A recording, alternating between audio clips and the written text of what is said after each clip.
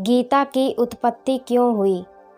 महाभारत के युद्ध में भगवान श्री कृष्ण ने अर्जुन को गीता का उपदेश दिया, जिसके बाद अर्जुन ने महाभारत के युद्ध में लड़ना शुरू किया। भगवत गीता में कही गई बातों का महत्व आज भी उसी प्रकार बना हुआ है, जितना कि उस समय युद्ध की भूमि में था। लेकिन क्या आप जानते हैं कि भगवान श्री कृष्ण को भगवत गीता का उपदेश देने की आवश्यकता क्यों पड़ी? महाभारत की रणभूमि में अर्जुन को भगवान श्री कृष्ण द्वारा दिया गया ज्ञान सर्वश्रेष्ठ ज्ञान माना गया है। श्रीमद् भगवत गीता श्री कृष्ण द्वारा बताई गई बहुमूल्य बातों का एक संग्रह है। भारतीय परंपरा में गीता वही स्थान रखती है जो उपनिषद और धर्म सूत्रों का है। भगवान श्री कृष्ण के द्वारा दिए इस ज्ञान के कारण ही अर्जुन युद्ध करने के लिए तैयार हुए। आइए जानते हैं गीता की उत्पत्ति क्यों हुई। गीता की उत्पत्ति कौरव और पांडवों के युद्ध के समय कुरुक्षेत्र में मानी जाती है। भगवान श्री कृष्ण अर्जुन के रथ के सारथी बने थे। जब युद्ध भूमि में अर्जुन ने देखा कि विपक्ष में उन्हीं का परिवार खड़ा है, जिसके कारण वह परिवार के मोह से घिर गए हैं, तब अर्जुन ने भगवान श्री कृष्ण से कहा कि यह तो अधर्म है।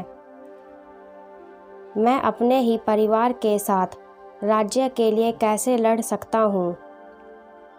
अर्जुन ने कहा कि हे माधव, अपने ही परिवार के विरुद्ध मैं खड़ा नहीं हो सकता।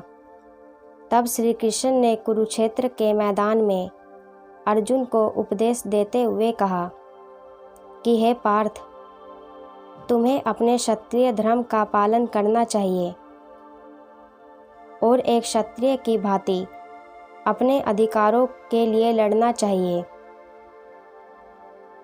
गीता के उपदेश द्वारा भगवान श्री कृष्ण ने युद्ध भूमि में अर्जुन के टूटे हुए मनोबल को जोड़ने का भी काम किया, जिसके बाद अर्जुन युद्ध के लिए तैयार हो गए और धर्म की रक्षा के लिए उन्होंने शस्त्र उठाए।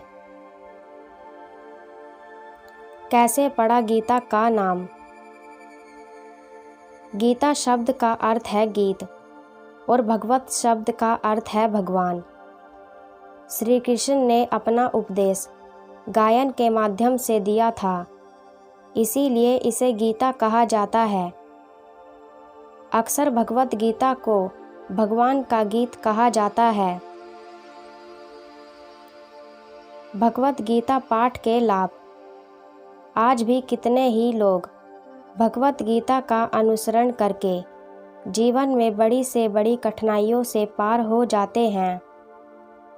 गीता का पाठ करने से ज्ञान के साथ साथ मन की शांति भी प्राप्त होती है। गीता का पाठ रोजाना करने से जीवन की परेशानियों के हल मिल जाते हैं।